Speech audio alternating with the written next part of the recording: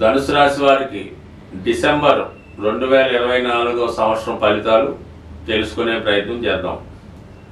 ధనుసు రాశి వారికి ఈ నెలలో ఏర్పడినటువంటి గ్రహస్థితి పరిశీలించినప్పుడు ముఖ్యంగా 12వ స్థానంలో రవి బుధ సంచారం, ఇది ఈ రాశి వారికి బుధాదిత్య యోగం, భాగ్య రాజ్యాధిపతి యోగం ఏర్పడటం జరిగింది. ఎప్పుడైనా గ్రహాలు ఒక ప్రత్యేకమైనటువంటి స్థితిలో ఉన్నప్పుడు వాటి యొక్క ఫలితాలు సంపూర్ణంగా ఇవ్వడం జరుగుతూ ఉంటుంది. ఒక పంచమహాపురుష యోగం ఏర్పడినా, ఒక పారిజాత యోగం ఏర్పడినా, అలాగే గజకేసరి అమల యోగాలు ఏర్పడినప్పుడు, అవి గోచార రీత్యా కూడా ఏర్పడినప్పుడు జాతకుడికి ఆ ఫలితం అనుభవంలోకి రావడం జరుగుతూ ఉంటుంది. మరి ఇప్పుడు ఈ భాగ్య రాజ్యాధిపతి యోగం ధనుసు రాశి వారికి ఇది దూర ప్రాంతంలో ఉద్యోగ ప్రయత్నాలు చేస్తున్న వారికి కానీ, లేదా దూర ప్రాంతంలో విద్య అభ్యసించే వారికి ఈ గ్రహస్థితి చాలా వరకు అనుకూలించే అవకాశం ఉన్నది. అయితే వ్యాపార వర్గంలో ఉన్నవాళ్ళు వారి యొక్క వ్యాపార విస్తరణకు అదనపు ఇన్వెస్ట్మెంట్ చేయవలసి ఉంటుంది. అలాగే ప్రస్తుతం ఉన్నటువంటి చోట్లో ప్రాంతంలో కాకుండా వేరే ప్రాంతంలోకి మీ యొక్క కార్యకలాపాలు విస్తరించే అవకాశం ఉంది. అంటే ఒక బ్రాంచ్ లాంటిది ఏర్పాటు చేసి అక్కడ కూడా మీ కార్యక్రమాలు నిర్వహించవచ్చు. ఇది ఎక్కువగా మీడియేషన్గా ఉన్న వాళ్ళకి విద్యా సంస్థలు, ఆధ్యాత్మిక సంస్థలు, అడ్వైజరీ సంస్థలు, చార్టెడ్ అకౌంటెంట్స్ లాంటి వాళ్ళకి వృత్తిలో చాలా బిజీగా ఉంటూ వృత్తిపరంగా చాలా ప్రోత్సాహకరంగా ఉండే అవకాశం ఉంది. ఇక డిసెంబర్ 15వ తారీఖు వరకు భాగ్యాధిపతి వ్యయ స్థానంలో ఉండడం వల్ల మీరు చాలా వరకు పుణ్య కార్యక్రమాలకి, ఆధ్యాత్మిక కార్యక్రమాలకి ధనాన్ని వెచ్చించవలసి ఉంటుంది. అలాగే మీ యొక్క పేరెంట్స్ యొక్క వారి యొక్క ఆరోగ్యం కొరకు కానీ, వారు ఏదైనా పుణ్యక్షేత్రాలు దర్శించే విషయంలో కానీ వారి కొరకు మీరు కొంత సమయాన్ని అలాగే కొంత ధనాన్ని కూడా వెచ్చించి, అవసరమైతే వాడు ఆరోగ్య విషయంలో కూడా కొంతవరకు ఏదైనా ట్రీట్మెంట్ చేయించడం కానీ, హాస్పిటల్లో చూపించడం కానీ, ఇటువంటి కార్యక్రమాలు మీకు మరి అటువంటి అవకాశం మీకు పెద్దవారిని సేవించుకునే అవకాశం మీకు భగవంతుడు ఈ సమయంలో కల్పించడం జరుగుతూ ఉంటుంది. ఇక వ్యక్తిగతంగా మీరు ఏదైనా పుణ్యక్షేత్రాలు దర్శించడం, అలాగే దేవాలయాలు ఏదైనా మంచి పూజా కార్యక్రమాలు చేపడుతున్నటువంటి ఈ స్వామి అయ్యప్ప సంఘం లాంటి వారికి తగు విధంగా ప్రోత్సహించి వారికి సత్కరించడం జరుగుతూ ఉంటుంది. అలాగే మరి ఈ సమయంలో మీరు కొంతమందికి మీ మిత్రులు కావచ్చు, మీ ఖాతాదారులు కావచ్చు, ఆర్థిక పరమైనటువంటి సహకారం చేయవలసి ఉంటుంది. అంటే వాళ్ళు ఏదో అవసరానికి మిమ్మల్ని కొంత ధనం హెల్ప్ చేయమని, లేదంటే అప్పు ఇప్పించమని అడిగే అవకాశం ఉంది. అది మీ సౌలభ్యాన్ని గురించి, అది మీ నిర్ణయాన్ని బట్టి ఉంటుంది. ఏదైనా కొంతవరకు మీరు వారి అవసరాల కొరకు మీ బంధువులకు కానీ, స్నేహితులకు కానీ ఏదో విధమైన ఆర్థిక సహకారం చేయవలసి ఉంటుంది. సో అది మీ యొక్క స్థితిని బట్టి ఆధారపడి ఉంటుంది. బట్ ఓకే, డిసెంబర్ 15 తర్వాత భాగ్యాధిపతి రవి రాశిలోకి ప్రవేశించడం జరుగుతుంది. అంటే సూర్య సంక్రమణం జరిగిన తర్వాత ధనుసు రాశి వారికి ఒక విధమైన సెల్ఫ్ కాన్ఫిడెన్స్ పెరుగుతూ ఉంటుంది. మీ యొక్క ఆలోచన విధానంలోనూ అలాగే చేపట్టిన కార్యక్రమాల్లో చాలా హుందాగా వ్యవహరిస్తారు. ఒక విధమైనటువంటి కాన్ఫిడెన్స్, మీలో ధైర్యం ఏర్పడుతుంది. ఇది చాలా వరకు రాజకీయ రంగంలో ఉన్న వాళ్ళకి, ప్రభుత్వ సర్వీస్లో ఉన్న వారికి మంచి అనుకూలత ఉంది. ఏదో ఒక ప్రభుత్వ గుర్తింపు కానీ, ప్రభుత్వ పదవి కానీ మీకు రావడం కానీ, లేదంటే ఏదైనా ప్రభుత్వ అధికార సహకారం కానీ ఈ విధంగా డిసెంబర్ 15 తర్వాత రావడం జరుగుతుంది. మొత్తం మీద ఈ యోగం బాగుంది. మరి ధనస్థానంలో శుక్రగ్రహ సంచారం, ఇక లాభాధిపతి ధనస్థానం, ఇంకా విశేషమైనటువంటి మనీ రొటేషన్ జరుగుతూ ఉంటుంది. ఎప్పటి నుంచి? డిసెంబర్ 2వ తారీఖు నుంచి ఇంచుమించుగా నెలాఖరు దాకా ధనస్థానంలో శుక్రగ్రహ సంచారం ఆటోమేటిక్గా మీ కుటుంబ సభ్యుల యొక్క ఆదాయం పెరుగుతుంది. మీ కుటుంబంలో ఒకరికి ఏదో ఉపాధి అవకాశాలు, ఉద్యోగం రావడం వల్ల వారికి అనుకూలంగా ఉంటుంది. అలాగే కొన్ని సందర్భాల్లో వివాహం ఏదో ఒక వేడుక మీ కుటుంబంలో జరగడం వల్ల ఎక్కువగా బంధుమిత్రులు మీ కుటుంబాన్ని సందర్శించడం, మీ ఆతిథ్యాన్ని స్వీకరించడం జరుగుతూ ఉంటుంది. అలాగే ఆకస్మిక ధనలాభాలనే కానీ గతంలో మీ నుంచి ఫలితం పొందిన వారు, మీ నుంచి ధనం చేసుకున్నవారు సకాలంలో మీకు ఈ సమయంలో తిరిగి ధనాన్ని మీకు ఇవ్వడం, ఏదంటే మీకు ఏదైనా బహుమతి రూపంలోనో మీ సేవలకు మెచ్చి ఏదైనా సహకరించడంలో మొత్తం మీద ఫైనాన్షియల్ సపోర్ట్ చాలా అనుకూలంగా ఉన్నది. అలాగే వచ్చిన ధనాన్ని కూడా మీరు మంచి కార్యక్రమాలను ఖర్చు పెట్టడం కూడా ఉన్నది. సో ఏదైనా ఈ శుక్రగ్రహ సంచారం మీ కుటుంబ స్థానంలో సంచరించినప్పుడు మీ యొక్క కుటుంబం గురించి నలుగురు గొప్పగా చెప్పుకునే అవకాశం ఉన్నది.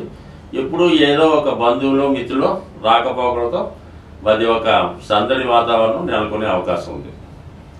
ఇక మెయిన్ గ్రహం మరి కుజుడు ప్రస్తుతం అష్టమ స్థానంలో సంచరిస్తూ ఈ డిసెంబరు 6వ తారీఖున వక్ర గమనంలోకి పొందడం జరుగుతుంది.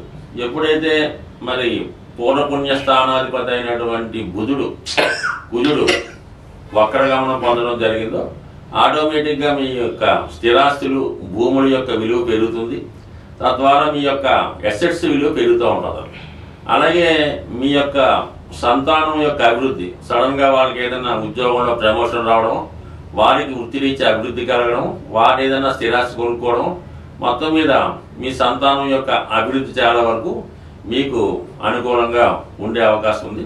సో ఏదైనా మరి కుజుడు నీచ స్థానంలో బలవంతుడై ఉండడం వల్ల జాతకుడు ఏదైనా ప్రమాదకర వృత్తిలో ఉన్న, వాహనాలు వేగంగా నడిపేవారైనా, జాగ్రత్తగా ప్రయాణాలు చేస్తున్నప్పుడు సరైనటువంటి జాగ్రత్త తీసుకోవడం మంచిది. ఏమాత్రం ఈ కార్ రేసులు, మోటార్ సైకిల్ రేసులు అటువంటి వాటిలో పాల్గొనడం కానీ, ప్రమాదకరమైన వృత్తిలో సాహసంతో ఉండడం వలన ప్రమాదాలు జరిగే అవకాశం ఉంది. అది కొద్దిగా అష్టమ కుజుడు కొంతవరకు ప్రమాదాలకు కారణమవుతూ ఉంటాడు. మరి ఈ సమయంలో ధనుసు రాశి వారు ఈ కుజగ్రహ అనుగ్రహం కోసం మరి హనుమాన్ని సింధూరంతో పూజ చేసుకోవడం కానీ, మరి అవకాశం ఉన్నవాళ్ళు వాళ్ళు బ్లడ్ డొనేషన్ ఏదైనా హాస్పిటల్లో అవసరం ఉన్న వారికి రక్తదానం చేయడం వల్ల ఇటువంటి ప్రమాదాలు ఏమైనా ఉంటే వాటి నుంచి బయటపడడానికి ఈ రెమెడీ సహకరిస్తుంది. బట్ ఇది ఒక సూచన. బట్ ఏదైనా కుజుడు బలవంతుడిగా ఉన్నప్పుడు జాతకుడు ధైర్యంగా తన వ్యవహారాలు చేస్తూ ఉంటాడు. ఇది స్త్రీలకి కూడా చాలా వరకు వివాహ విషయంలో ఉన్నటువంటి అడ్డంకులు తొలగే అవకాశం ఉంటుంది. సో ఇక మనం గురుగ్రహ స్థితి 6వ స్థానంలో ఉంటూ వ్యయ స్థానం చూడటం వల్ల పుణ్య కార్యక్రమాల్లో పాల్గొనాలని మీ ఆలోచన సహకరిస్తుంది. అలాగే మంచి కార్యక్రమాలకు సహకరించే అవకాశం ఉంది. బట్ ఏదైనా ధనుసు రాశి వారికి ఈ 2025 డిసెంబర్ నెల ఏదైనా ఒక గొప్ప అనుభవాన్ని, అంటే ఒక మంచి కార్యక్రమం మీరు చేశారనే తృప్తి మిగిలే అవకాశం ఉంది. స్వస్తి. సాధారణంగా ప్రతి నెలలో కూడా ఈ గ్రహాల యొక్క అనుగ్రహం కోసం కొన్ని పండగలు కూడా రావడం జరుగుతూ ఉంటుంది. మరి ఈ డిసెంబర్ నెల 7వ తారీఖున మరి సుబ్రహ్మణ్య షష్ఠి, అలాగే డిసెంబర్ 30వ తారీఖున హనుమత్ జయంతి. ఇవి కోయిన్సైడ్గా ఆలోచించినప్పుడు సుబ్రహ్మణ్య స్వామి మరి కుజుని యొక్క అవతారం అనుకోవచ్చు, కుజుని యొక్క అధిదేవత అనుకోవచ్చు.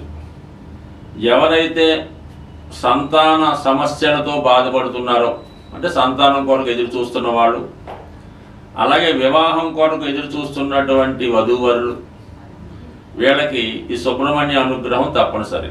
దాని తర్వాత చాలామందికి సంతానం కలిగినప్పటికీ కూడా వారి యొక్క ఎదుగుదల కరెక్ట్గా లేకపోవడం, తరచూ వాళ్ళకి ఏదో చిన్న చిన్న అనారోగ్య సమస్యలు రావడం, ఇవన్నీ కూడా మరి సుబ్రహ్మణ్య స్వామి యొక్క అనుగ్రహంతో తగ్గిపోవడం జరుగుతుంది. అటువంటి వారు, అలాగే ఎక్కువగా రుణ సమస్యలతో బాధపడుతున్నవారు, భార్యాభర్తల మధ్య అనుకూలత లేనివారు కంపల్సరిగా ఈ డిసెంబర్ 7వ తారీఖున విధి విధానంగా ఉపవాసం ఉండి సుబ్రహ్మణ్య స్వామిని ప్రత్యక్షంగాను పరోక్షంగాను ఆరాధించడం వల్ల మరి వీలైన మటుకు మరి అనుకూలంగా లేనివారు వారు గృహంలోనే సుబ్రహ్మణ్య స్వామి వారిని ఫోటో దగ్గర శ్రేష్టమైనటువంటి ఆవు పాల్లో కొద్దిగా తేనె వేసి నైవేద్యంగా పెట్టి ఎవరైతే ఎవరికైతే సంతానం కావాలో వాళ్ళు, వివాహం కావాలో వాళ్ళు సంపూర్ణంగా దాన్ని ప్రసాదంగా స్వీకరించడం ఒక క్రియ ద్వారా కంపల్సరీగా వాళ్ళకి సమస్యలు సాల్వ్ అవుతాయి. అలాగే హనుమత్ జయంతి 30వ తారీఖున హనుమంతుడు ఏ కోరికన్నా తీర్చగలడు. మరి ఈ కలియుగంలో హనుమంతుడు ఇచ్చినంత తొందరగా ఏ గ్రహం కూడా, అంటే ఏ దైవం కూడా మనకి అనుగ్రహాన్ని ఇవ్వలేదు. అసలు శనిగ్రహ అనుగ్రహం కావాలన్నా, కుజగ్రహ అనుగ్రహం కావాలన్నా హనుమంతుని యొక్క ఆరాధన తప్పనిసరిగా ఉండాలి. ఇక ఈ డిసెంబర్ 30వ తారీఖున హనుమత్ జయంతి సందర్భంగా మరి సాధారణంగా ఎవరైతే మరి ఆర్థిక సమస్యలు, వివాహ సమస్యలు, భార్యాభర్తలు ఈ రెండు కూడా సేమ్ కుజుడు సంబంధించినవి అనుకుందాం.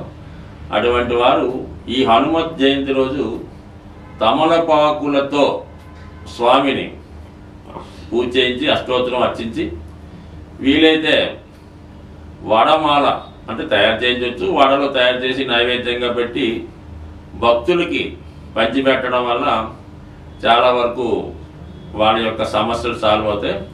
ఇంకా ఈ సమస్య, ఈ పరిహారం వల్ల సాల్వ్ అవుదన్నది ఉండదు. ఎవరైతే ముఖ్యంగా వివాహ సమస్యలు, సంతాన సమస్యలతో ఇబ్బంది పడుతున్నారో అసలు ఈ హనుమత్ జయంతి రోజే కాదు, ఏదైనా ఒక మంగళవారం అంటే మీరు ఎంత చేయగలిగితే అంత, ఈ కోతులు తిన్నటువంటి అరటిపళ్ళు కానీ ఏ ఫలాలైనా సరే పర్వాలేదు, అలాగే బెల్లం, అలాగే శనగపప్పు ఇవన్నీ కూడా మిక్సీగా చేసి సాధారణంగా రోడ్ల మీద గట్టా కాకుండా ఒక ప్రశాంతంగా ఊరి చివరిలో ఉన్నటువంటి ఎక్కడైతే కోతులు ఉంటాయో ఆ తోటలో కానీ రోడ్డుకి దూరంగా కానీ కోతులకి ఆహారంగా వేయడం వల్ల, అంటే ఇది ఒకటో రెండో కాకుండా అవి ఖచ్చితంగా మరి ఒక లంసంగా ఉండాలి. ఇది ఒక 2 అరటిగెలలో అలా మాట. ఆ విధంగా కోతులకి ఆహారం పెట్టడం వల్ల ఇంతవరకు కూడా ఈ సమస్య జరగలేదన్నది మాత్రం ఉండదు. ఒక్కసారి వీలైతే హనుమత్ జయంతి రోజు ఒకసారి ప్రయత్నం చేసి చూడండి. అంటే దీర్ఘకాలిక సమస్యలతో ఉన్నవాళ్ళు, ఇక మనకి వేరే దారి లేదు అనుకున్న వాళ్ళు ఈ కొద్దిపాటి రెమెడీ చేయడం వల్ల సంపూర్ణంగా మీకు ఎక్కడి నుంచి వస్తుందో అనుగ్రహం కానీ కంపల్సరిగా మీ యొక్క సమస్యలు సాల్వ్ అయ్యే అవకాశం ఉంది. స్వస్తి.